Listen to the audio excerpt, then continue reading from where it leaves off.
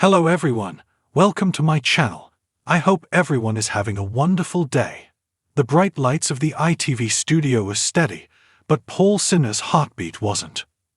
Paul, known across the country as the Sinha Man, stood behind the scenes, arms folded, watching the monitor with furrowed brows. It wasn't nerves, it wasn't fear, it was something more dangerous. Instinct. Something about today felt off. The air buzzed with a tension he couldn't name. "Paul, you're up in 5, called the floor manager. He gave a nod, adjusting his navy blue suit with precision. His mind, sharp as a whip, was already scanning probabilities. He'd taken down Olympians, chess masters, former MPs, even that time when all 4 contestants made it back for the final chase. But today, something whispered, today will be different. Backstage, Bradley Walsh was sipping his tea, grinning as usual. Ready to destroy some dreams, Dr. Doom? Paul arched an eyebrow. Always, but I've got a feeling someone's bringing a hurricane today. Brad laughed. Well, let's hope it's not a Category 5. The red light blinked, cameras rolled, and so began what would go down as the most shocking episode of The Chase in ITV history. As the lights swept across the studio and the music pulsed through the air, 4 hopefuls took their places: Donna, Craig, Priya, and Owen. They looked ordinary. Donna, a 57-year-old retired librarian from Surrey, wore a gentle smile. Craig, 32, an electrician from Liverpool, sat with arms crossed confidently. Priya, a data analyst from London, radiated calm intellect. And Owen, only 21, had a cheeky glint in his eye and the swagger of someone who didn't know fear. Bradley ran through the intros. They laughed at his jokes, nothing unusual. But Paul's gaze never left them, especially not Priya. She didn't smile often. Her eyes didn't wander. She was here entirely. He'd seen that look before, on the face of someone who had nothing to lose and everything to gain.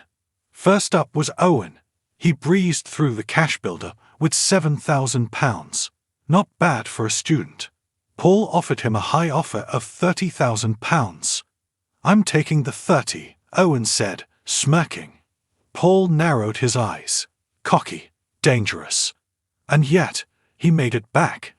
Every single answer was correct. Cool under pressure. No flukes. Next came Donna. She took home £4,000, and despite nerves, made it back with just 1 second to spare. Paul muttered under his breath, "All right, then." Then Craig, £6,000, steady and fast.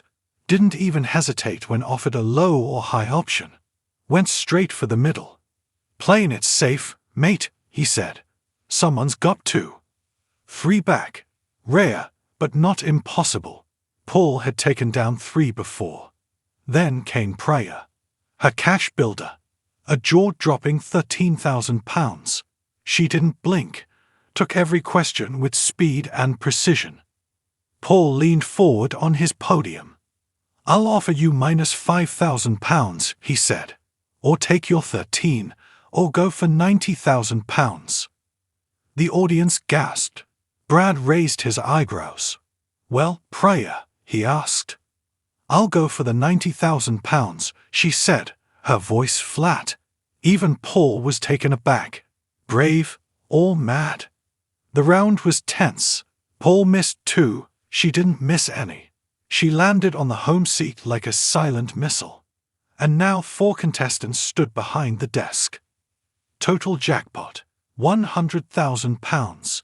Studio silence. Brad's voice wavered ever so slightly.